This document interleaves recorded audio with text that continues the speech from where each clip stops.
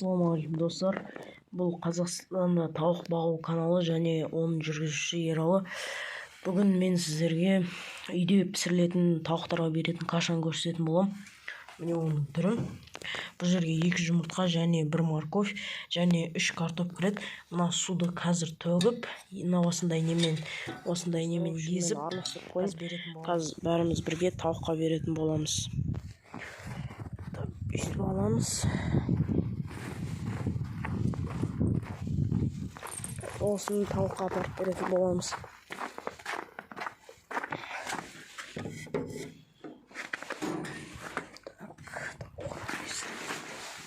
Аштым. Есігін жауып қойын. Қазір осының бәрін тауыққа береміз. Көресіздер қалай жейтіндерін. Мына алмасты алайын. Так. Мына жақта қазір ашатын боламын. Так. Аштым. Тауықтарым бәрі шығып жатыр. Тип.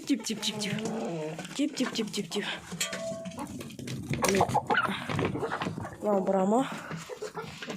Мысалы, қолдан беремін.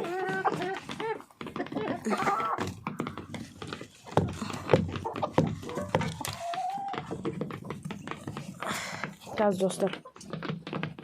Міне түсіп жатыр, қалған түспей жатыр қазір. Міне достар, беріп қойдым. Уже бітіріп тастады. Бәрін жеп қойдым. Міне мынау бұрамам. Бәрін жеп қойды. Осындай каша бергеннен кейін тауықтарыңыз жақсы туатын болады. Және морковь біріншіден сүйекті қатайтады. Екіншіден бізде 2 жұмыртқа, ол белок. Қазір жұмыртқаларын көретін боламыз. Так, мына жерде 1 жұмыртқа жатыр. Твай. Мына жерде тағы жұмыртқалар жатыр. Твай. Бұлар әлі туатын болады. Қорада ұстаймыз. Далайт себебі суық.